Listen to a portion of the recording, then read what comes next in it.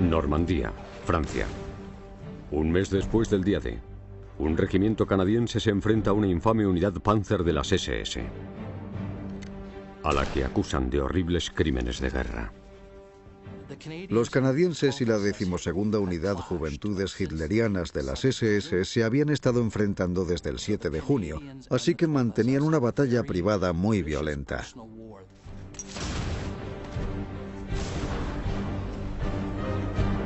Para los alemanes esto hacía que alcanzar un acuerdo fuera imposible. Había dos opciones, victoria o muerte.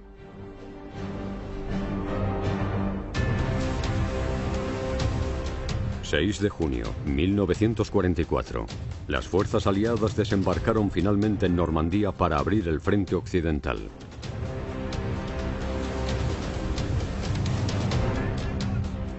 Pero los fanáticos y reaccionarios nazis continuaron luchando sin tregua para sobrevivir. El día D era una batalla.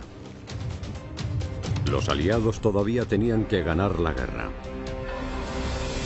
Del día D a Berlín, la última batalla de Hitler. Furia Panzer.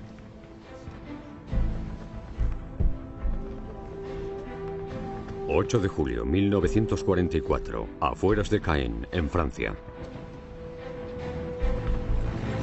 Los canadienses de la Reserva de Infantería Regina Rifles se preparan para ayudar a liberar la ciudad francesa. Exploraron cómo avanzar hasta su objetivo en la zona noroeste. Y no les gustó lo que vieron. Era muy llano, había pocos lugares para ocultarse.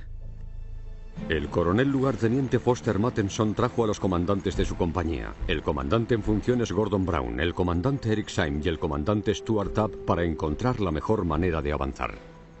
Iban conduciendo los camiones modelo Universal Carrier y se acabaron perdiendo. El conductor se equivocó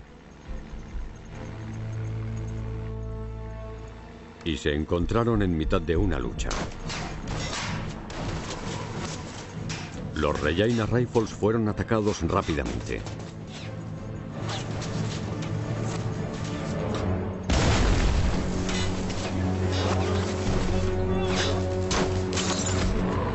Dispararon y mataron a uno de los conductores. Los pasajeros se agacharon para cubrirse.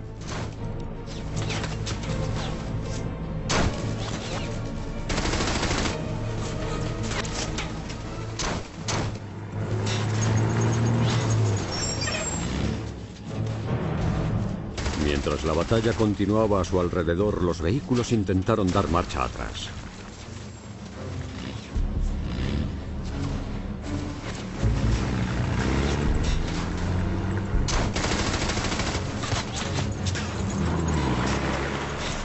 En el caos de la batalla, los camiones se retiraron y dejaron a los oficiales atrás. Acabó siendo otro impedimento en la lucha por Caen. A solo 20 kilómetros de la costa, las fuerzas aliadas habían planeado tomar la ciudad del día D. Pero más de un mes después, el objetivo demostró ser mucho más escurridizo de lo que pensaban.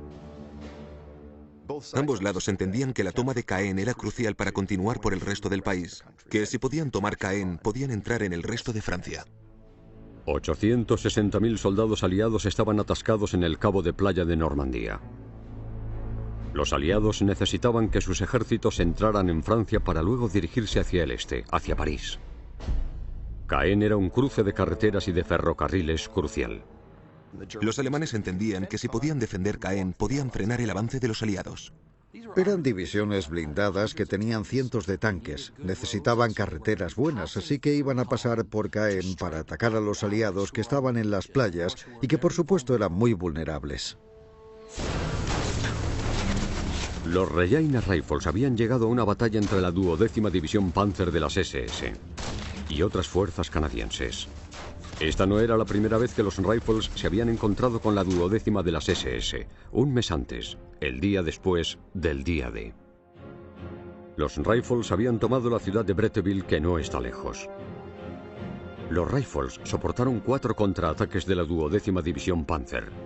Derribaron a 152 alemanes Destruyeron 6 tanques para defender la ciudad y su unidad ganó una condecoración. Ya que no contaban con la ventaja, los camiones escaparon con desesperación. Los oficiales de los Regina Rifles corrían el peligro de quedarse atrás.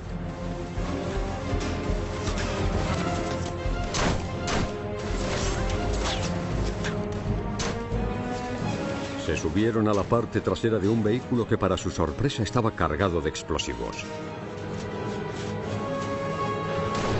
Se agacharon para cubrirse mientras el fuego enemigo agujereaba el vehículo, con la esperanza de que ninguna bala causara una explosión mortal.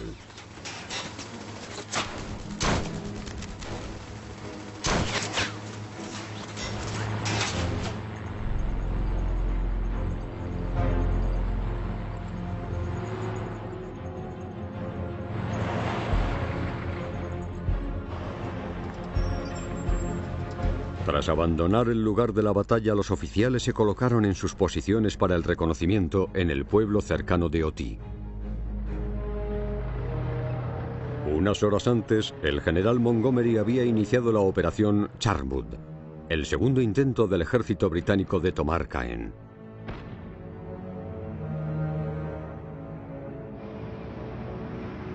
Para apoyar la operación, los Regina Rifles debían tomar la abadía de Ardennes, que custodiaba la entrada al noroeste.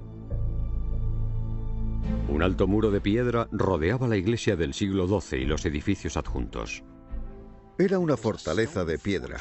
Tenía una gran torre y desde lo alto de la torre se podía ver todo el campo. Por eso era una posición muy importante, un punto de resistencia que los alemanes utilizarían tanto para observar a los aliados que llegaban de las playas como para lanzar su contraataque. Las explanadas con cosechas de grano rodeaban la abadía por todos lados, proporcionándole una buena visión a los francotiradores alemanes. Los alemanes ocuparon el único refugio, las colinas de lodo, donde habían tenido sus cañones antiaéreos en la mitad del campo. Matheson planeaba que la compañía B del comandante Syme avanzara 400 metros desde el pueblo de Oti y tomara las colinas, la compañía D de Brown por la izquierda y la compañía C de Tabb por la derecha. Pasarían las colinas y avanzarían los 640 metros restantes hasta la abadía. A las 5 de la tarde la artillería aliada comenzó el ataque a la abadía de Ardennes, preparándose para el asalto. La lluvia de fuego debilitaría las defensas alemanas y mantendría a los alemanes a cubierto mientras los canadienses se acercaban. La artillería duró 30 minutos, tras los cuales los Regina Rifles comenzarían su ataque. La abadía de Ardennes era la base de la 12ª División Panzer con la que se habían encontrado antes. Su comandante es el jefe de regimiento Kurt Meyer. El coronel de 33 años era uno de los comandantes de división más jóvenes de Alemania. Kurt Meyer era un oficial muy valiente, pero al mismo tiempo también era muy despiadado. Estaba convencido de la causa nazi y tenía la determinación de inculcar esta ideología a sus hombres. La división Panzer de Meyer estaba compuesta de antiguos miembros de las juventudes hitlerianas. El infame grupo para jóvenes nazis crió a una generación de niños alemanes para que creyeran en la superioridad aria. Para los líderes de las SS, la 12ª Unidad Panzer Juventudes Hitlerianas era una especie de símbolo de la siguiente generación del nazismo. La división Panzer de Meyer soportó el tiroteo tras los muros de la abadía. El edificio principal en sí estaba demasiado expuesto al fuego de la artillería aliada o a los bombardeos aéreos de los aliados. Así que situó su base en un edificio secundario en el sótano para estar protegido.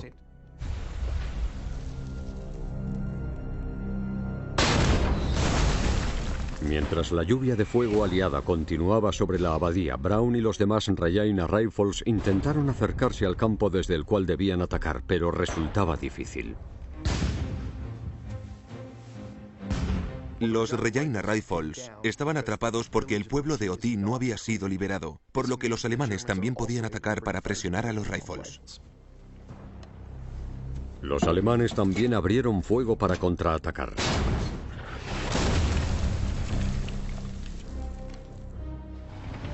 Varios tanques aliados se colocaron cerca. Pero al acercarse la hora del asalto, un cañón alemán comenzó a disparar. Este cañón de 88 milímetros era la pieza de artillería más efectiva del arsenal nazi y los tanques aliados la temían. En combate terrestre tenían un alcance de casi 15.000 metros y con un equipo bien formado manejándolo podía disparar una ronda cada 3 segundos.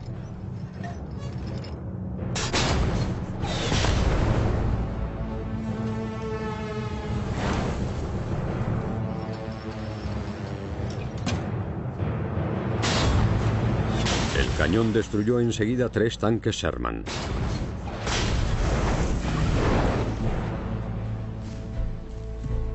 Mientras los soldados de su interior escapaban, fueron atacados por las ametralladoras alemanas desde la colina cercana. Para evitar quedar expuestos a la artillería alemana, los tanques que quedaban se retiraron. A menudo nos imaginamos la lucha en Normandía como asaltos con tanques y ataques al enemigo muy rápidos, pero en realidad eran ataques con armas combinadas, y si los tanques se alejaban demasiado de la infantería, los cañones antitanques, que en este momento de la guerra eran muy efectivos, los podían derribar fácilmente.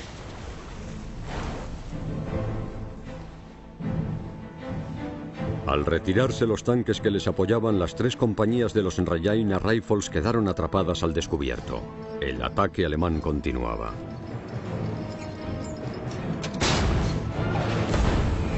Los canadienses corrían el riesgo de ser eliminados por completo antes de poder llegar a su objetivo. 8 de julio, 1944. La artillería alemana atacó la posición de los Rajaina Rifles mientras se preparaban para atacar la abadía de Ardennes, que bloqueaba su entrada a la ciudad francesa de Caen.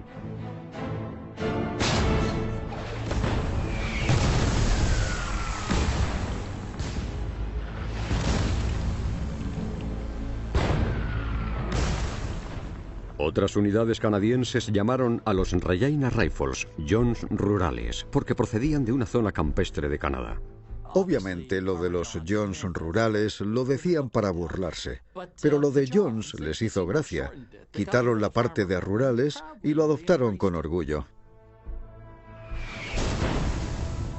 Atrapados por el fuego enemigo, el momento de que los Jones atacaran la abadía pasó y perdieron la oportunidad. Debido al caos y a la confusión, las unidades llegaron tarde al frente. Y de hecho, la mayor parte de las 3 compañías de los Rajaina llegaron cuando ya había comenzado el ataque. Como ya no había comunicación, era una situación muy difícil. Los Rajaina se enfrentaron al ataque de la fortaleza casi sin apoyo de la artillería. Los Rajaina solo pudieron ponerse a cubierto y esperar que pasara el ataque alemán.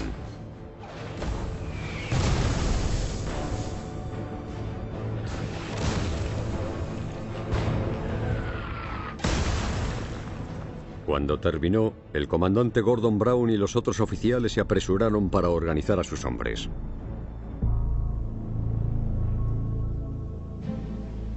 A las 6 de la tarde, 30 minutos después de lo previsto, los Rajaina comenzaron el asalto con la compañía B del comandante Eric Syme a la cabeza.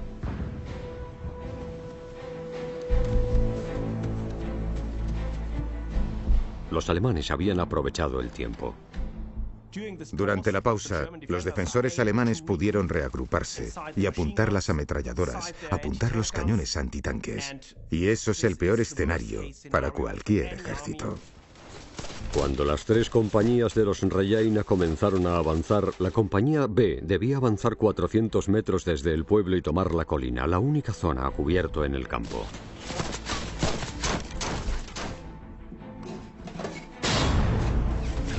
Las fuerzas alemanas abrieron fuego sobre ellos desde todas las direcciones.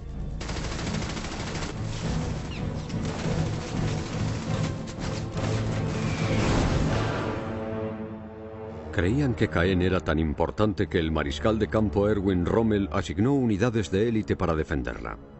Rommel supervisó la defensa de Normandía y había invertido mucho en la muralla del Atlántico. Era una serie de búnkeres, fortificaciones, posiciones defensivas por las costas de Francia, Bélgica, los Países Bajos, Dinamarca y Noruega. Se supone que iba a prevenir una invasión aliada. Según su experiencia con los aliados en el norte de África, Rommel sabía que los tanques alemanes eran vulnerables a la superioridad aérea aliada. Rommel pensaba que había que derrotar a los aliados en las playas durante las primeras horas de las invasiones. Como los alemanes no lo consiguieron el día D, la lucha se hizo más desesperada. Los alemanes seguían determinados a luchar, porque pensaban que si los aliados ganaban la guerra, el pueblo alemán sería aniquilado. Esto era especialmente cierto en los líderes militares alemanes como Kurt Meyer, comandante de la 12ª División Panzer que había tomado la abadía.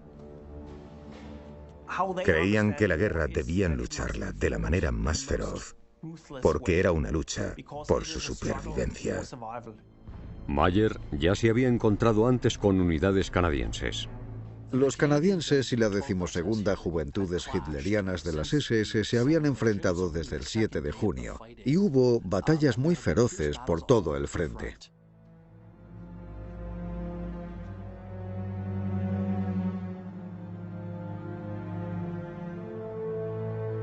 El 7 y el 8 de junio, la unidad de Meyer ejecutó a 18 prisioneros de guerra canadienses en la abadía de Ardennes, una violación flagrante del Convenio de Ginebra. Para la gente como Meyer o los oficiales de las SS, era todo o nada, y no podían alcanzar un acuerdo con el enemigo. Era o victoria o muerte.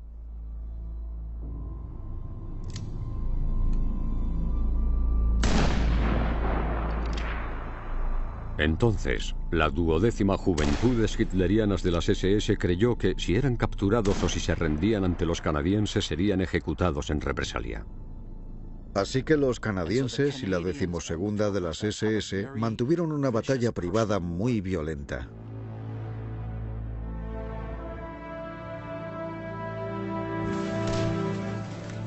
La compañía B de los Regina Rifles todavía encabezaba el avance hacia la colina en la mitad del campo. Al enfrentarse a la lluvia de fuego, la compañía B tenía que correr o arrastrarse a tramos cortos para evitar ser alcanzados. Los alemanes abrieron fuego con morteros, con ametralladoras, con francotiradores, y los Regina Rifles cayeron uno a uno.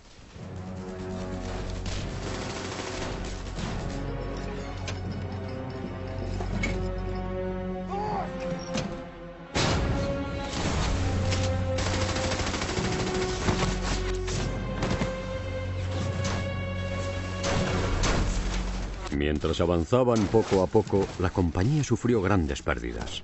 No hay una forma fácil de eliminar una ametralladora.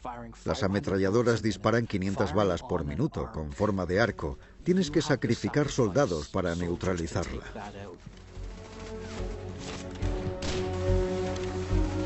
No tenían más opción que seguir avanzando. 3 compañías de los Regina Rifles comenzaron el asalto contra la abadía de Ardennes. A través de más de 1 kilómetro de campo abierto, sin apoyo de los tanques y solo media hora después de que terminara el ataque de su artillería, la compañía B encabezó el asalto.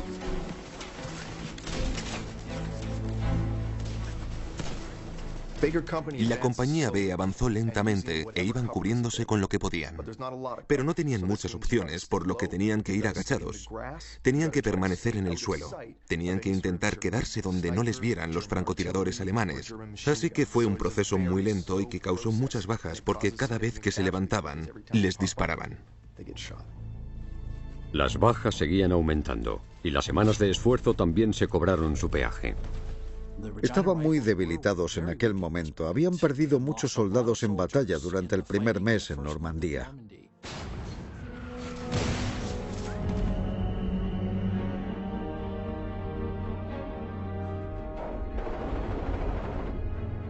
Como tropas en la vanguardia, no dormían mucho y soportaban una tensión inimaginable.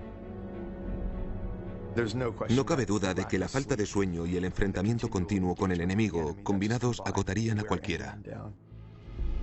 Habían sido 4 semanas de combate constante.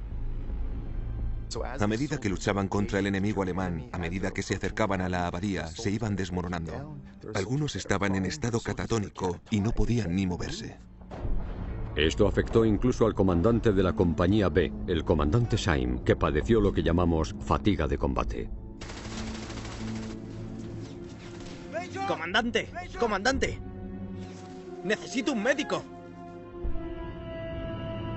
Aunque la división canadiense había pasado exámenes psicológicos antes de partir al frente, las afecciones como la fatiga de combate son impredecibles y afectó a muchos soldados.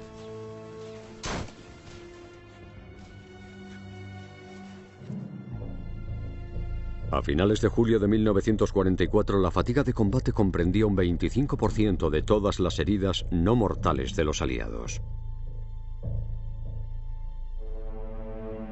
Tras el día D, grupos de los ejércitos británicos y canadienses establecieron centros en primera línea de combate para tratar la fatiga. El tratamiento era sencillo: tranquilizantes y sueño. Querían tratarlos rápidamente de manera efectiva porque querían que regresaran al frente.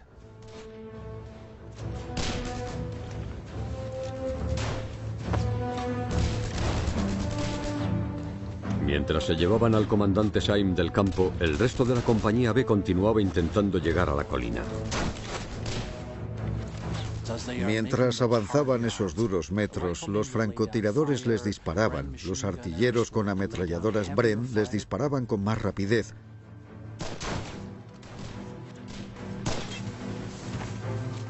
Lo que hicieron para neutralizar esas ametralladoras fue usar granadas en su mayor parte. Las granadas explotaban y dispersaban metralla, por supuesto, y así es como al final tomaron la colina.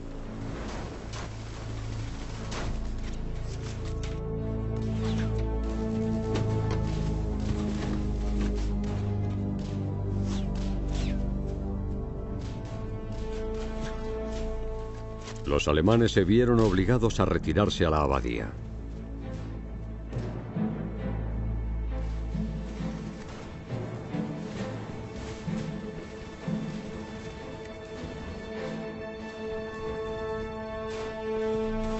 Para alcanzar el objetivo, la compañía B quedó destrozada.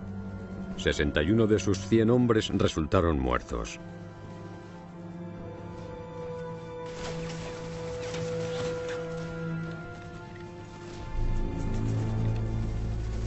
Cuando los canadienses tomaron el control de la colina, finalmente la compañía C y la D continuaron avanzando y pasaron a través de lo que quedaba de la compañía D.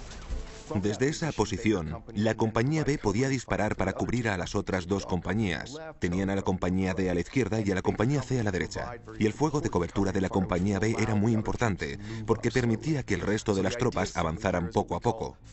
La idea era: alguien abre fuego y alguien se mueve.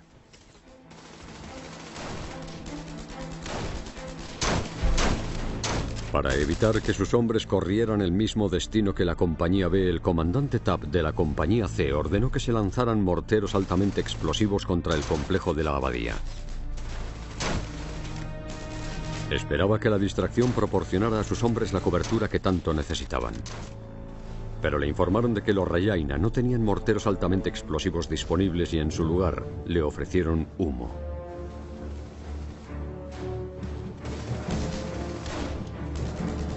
Funcionó un rato, hasta que empezó a hacer viento. Entonces quedaron totalmente expuestos al fuego alemán. Se convirtió en un infierno.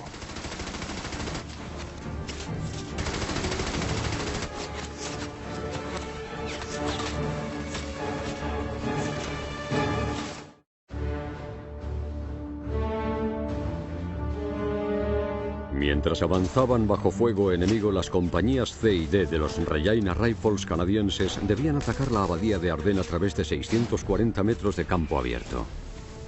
Se acababan de enterar de que se les habían acabado los morteros altamente explosivos para aplacar el contraataque alemán. Esta escasez había resultado ser un problema en todo el frente aliado.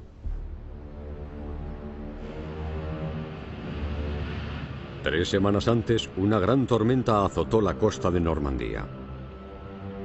800 barcos y botes quedaron varados, dañados o destruidos el 19 de julio, lo cual debilitó aún más la línea de provisiones aliadas que ya sufrían a causa de la falta de un puerto de agua profunda.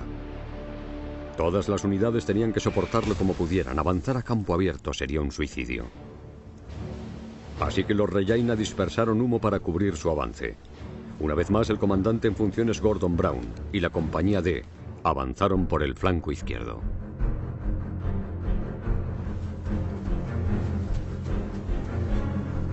Pero cuando los hombres estaban todavía a 460 metros de la abadía, el viento disipó el humo. Las compañías quedaron expuestas y los alemanes tenían objetivos claros.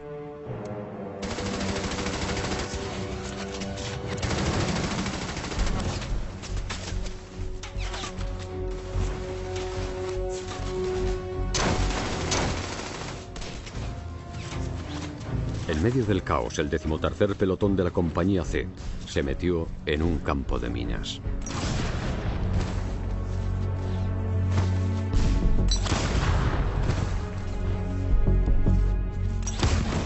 No sabes por dónde pisar. Las colocan por distintos motivos, para provocar bajas y para frenar el avance. El campo de minas creó un campo de tiro. Los que manejaban las ametralladoras atacaron al grupo aislado de soldados que quedó atrapado a mitad de camino, sin saber dónde pisar. Al aumentar las bajas, el comandante Tabb entró en el campo de minas para ayudar a sacar a sus hombres.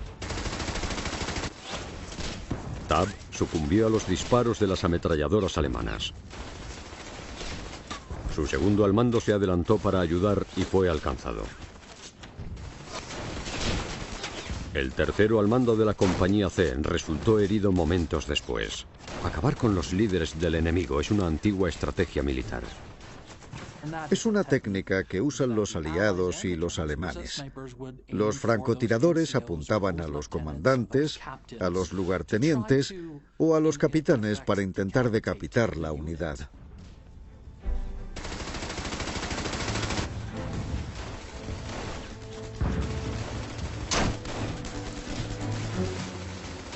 Sin líderes, la compañía C se retiró a la colina.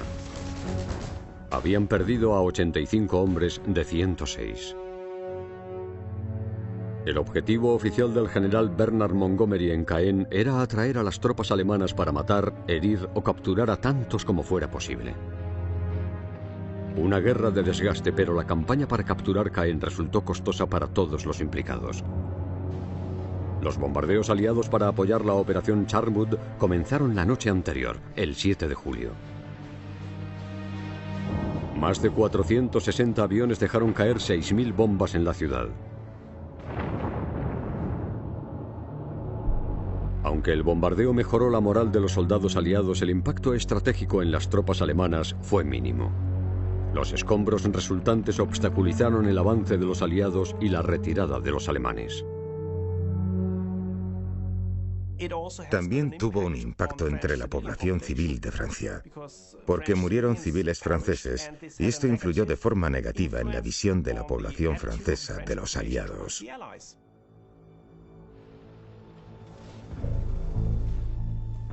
Al noroeste de la ciudad, los 15 miembros sanos de la compañía C se retiraron a Auty para traer camillas para los heridos.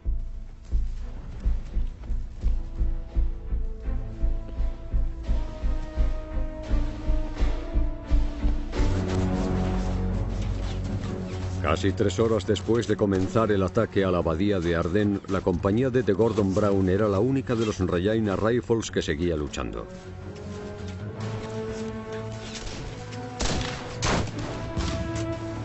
Todavía estaban a cientos de metros de su objetivo y el humo que les cubría también acababa de disiparse en su posición, lo que les dejó peligrosamente expuestos al fuego enemigo.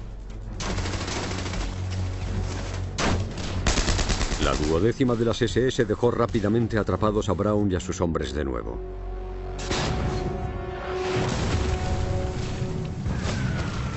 Varios de los Regina resultaron heridos.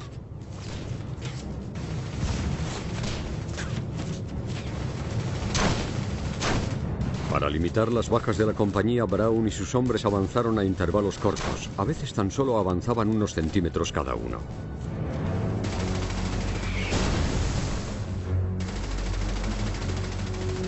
Las Las tropas alemanas en la abadía tenían el arma ideal para evitar que Braun alcanzara su objetivo. La MG-42 es probablemente la mejor ametralladora de la Segunda Guerra Mundial. A 1200 disparos por minuto su velocidad superaba a la de las ametralladoras aliadas más parecidas.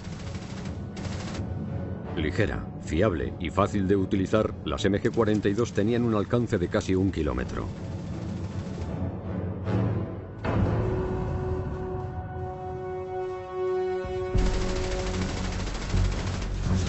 Para evitar las ametralladoras alemanas, el 16º pelotón de la compañía D viró hacia el flanco izquierdo de la abadía.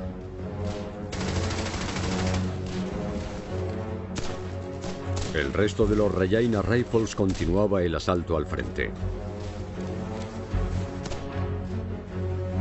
Pero a las 9 en punto, un mensajero informó al comandante en funciones Gordon Brown que el 16º pelotón había desaparecido.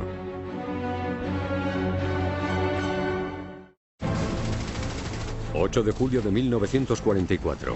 Anochecía, y los Regina Rifles continuaban su asalto a la abadía de Ardennes, una posición fortificada que controlaba el acceso a la ciudad francesa de Caen. Al tener noticias de que algunos de sus hombres habían desaparecido y sabiendo que los necesitaba a todos para tomar la abadía, el comandante en funciones, Gordon Brown, salió en busca del 16º pelotón. Al buscar en el campo de batalla, descubrió algo perturbador.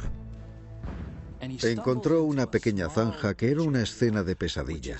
Había soldados heridos sangrando, muriéndose, gritando, y pensó que era el pelotón que había perdido. Pero no, era un grupo de los Can Scots, otro regimiento canadiense que había acabado en el campo de batalla y había muchos heridos. Brown intentó ayudar. Vendó a los heridos de más gravedad. No sabía muy bien qué hacer. Obviamente, su instinto humano era ayudarles, pero ese no era el papel del comandante de una compañía. Así que les dio su agua. Debió de pasar mucha sed. Sin poder hacer nada más por ellos, Brown regresó con el resto de su compañía.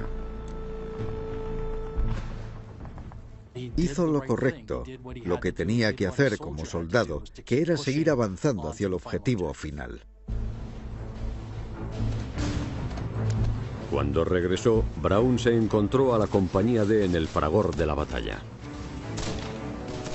La compañía D estaba desplegada por el campo de batalla. Se enfrentaban a una fortaleza de piedra, y los alemanes les disparaban sin parar.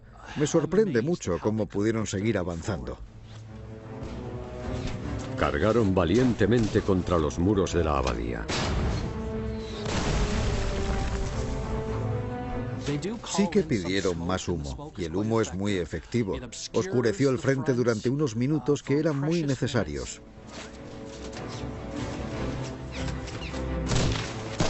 Los hombres dispararon y lanzaron granadas mientras corrían.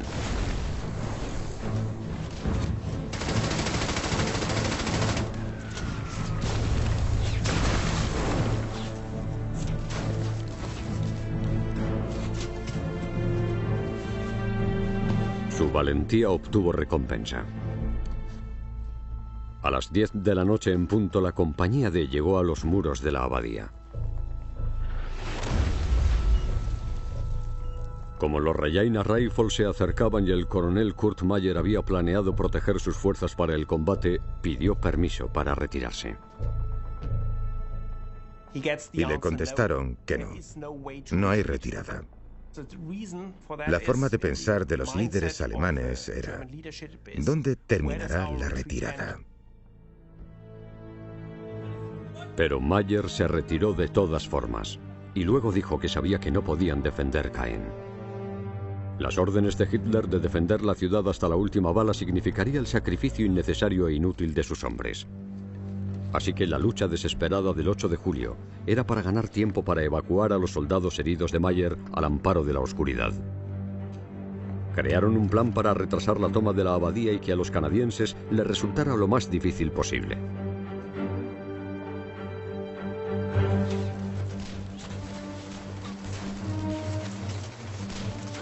Los Regina Rifles se encontraron con los soldados alemanes que quedaron para cubrir la retirada.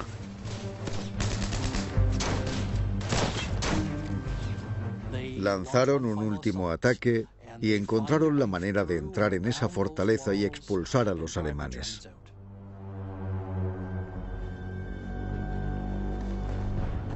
Algunos canadienses empezaron a avanzar hacia el patio de la abadía. El capitán Brown ordenó a los soldados que se atrincheraran fuera de los muros. Llevaban un mes luchando contra los alemanes y Brown sabía que todavía no estaban a salvo. Los alemanes habrían dejado preparadas sus armas. Una de las ventajas de ocupar una posición cuando estás defendiendo es que la tienes perfectamente localizada en el mapa y tu artillería sabe perfectamente dónde atacarla. Al enterarse de que las tropas aliadas habían llegado a los muros, Mayer ordenó a su artillería que hiciera caer una lluvia de fuego contra la abadía. Las astutas órdenes de Brown impidieron que hubiera más bajas entre sus hombres, pero todavía tenían que acabar de cumplir su objetivo, de ocupar la abadía en sí.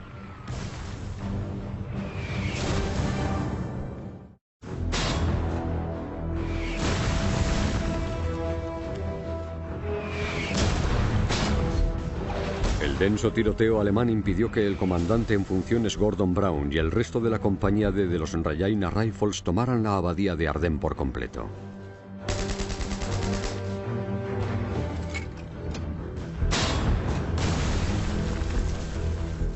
Mientras los hombres soportaban la lluvia de fuego, el pelotón perdido, por fin, reapareció. En su ausencia, el 16º pelotón había estado ocupado. El 16º pelotón consiguió algo bastante extraordinario.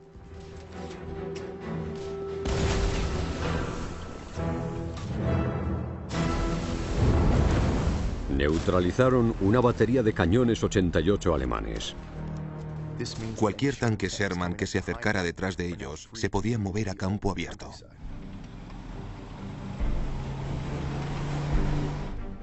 La reaparición del pelotón aumentó el número de efectivos de la compañía a 70 soldados, pero Brown sabía que necesitaba más hombres y quería tomar y ocupar la abadía.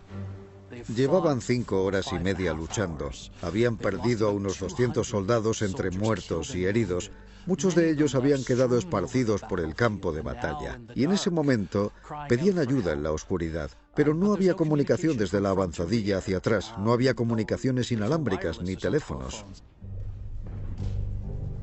Brown y un teniente regresaron al pueblo de Oti a pie para pedir refuerzos y para informar a la base de su progreso.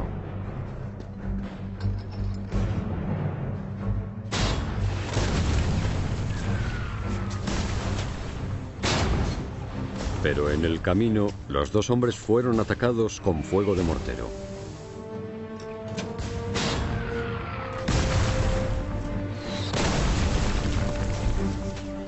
Soportaron las 80 rondas de disparos. El bombardeo era otra fase del plan del general Kurt Meyer para cubrir la retirada de la 12ª de las SS, de Caen. La retirada de Meyer resultó sensata para proteger la fuerza de la unidad. En la segunda semana de julio, las bajas en batalla de los alemanes en Europa Occidental superaron los 100.000 hombres. Pero los alemanes solo habían conseguido reemplazar un 9% de sus pérdidas de personal. Por la noche, Brown regresó a los muros de la abadía con refuerzos. La compañía de los Regina Rifles que había estado en la reserva.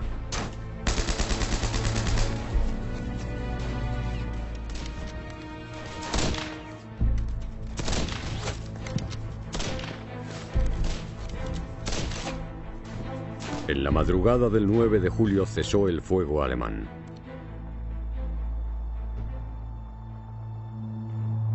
Era una calma inquieta. No puedo imaginarme cómo sería mirar a tu alrededor y que no haya balas zumbando, y no escuchar rondas de artillería explotar a tu alrededor, y de repente darse cuenta de que durante unos breves momentos hay un poco de calma.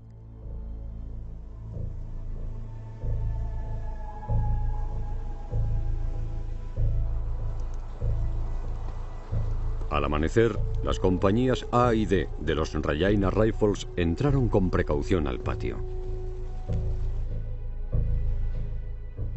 Así que cuando Mayer se retiró, intentó retrasar el avance del enemigo dejando francotiradores.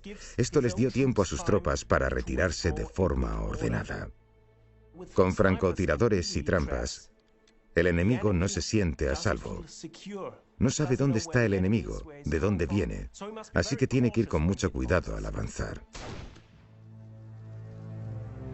Hasta media tarde estuvieron neutralizando a los francotiradores alemanes de la abadía.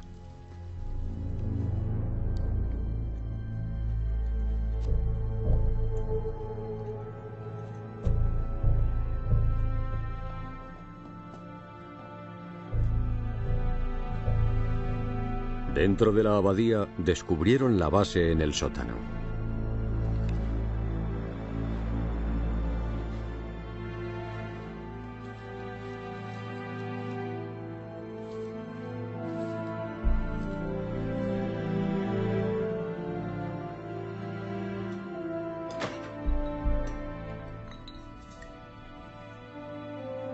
El capitán Brown estaba más que agotado. Más tarde comentaría que estaba casi delirando, que tenía alucinaciones.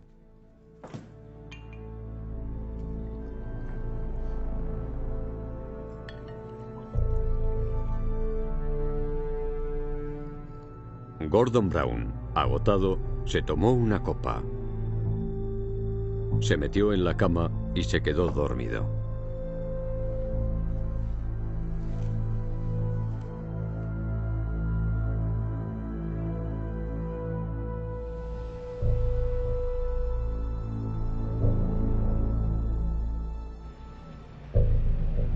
Los aliados tomaron la parte oeste de Caen sobre el río Orne la tarde del 9 de julio. Durante la operación Charwood, los Rajaina Rifles sufrieron 216 bajas que incluyen la muerte de 36 hombres. En cuanto a las bajas ese día, un 50% de los soldados en combate murieron, resultaron heridos o fueron tomados como prisioneros. Hubo tantas bajas en las compañías C y B que, tras esta batalla el 8 y 9 de julio, dejaron de funcionar. Los civiles franceses también quedaron muy afectados. Un 75% de Caen había sido destruida y habían muerto centenares de personas.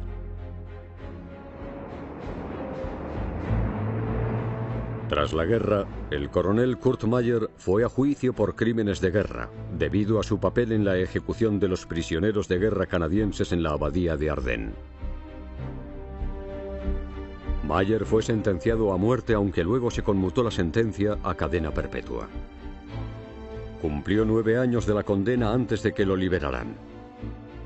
Los dos comandantes de las compañías canadienses, Stuart Tabb y Eric Syme, se recuperaron y sobrevivieron a la guerra. El comandante Tabb fue condecorado con la Orden del Servicio Distinguido por su liderazgo y aplomo ante el fuego enemigo. Gordon Brown continuó sirviendo durante la guerra y fue condecorado con la Orden del Servicio Distinguido por su valentía personal y devoción al deber. Aunque al final tuvo éxito, la toma de Caen confirmó que las victorias aliadas podían ser lentas, y a veces se avanzaba metro a metro. A los aliados les quedó claro que el camino a Berlín no era sencillo. Sería una campaña difícil y sangrienta.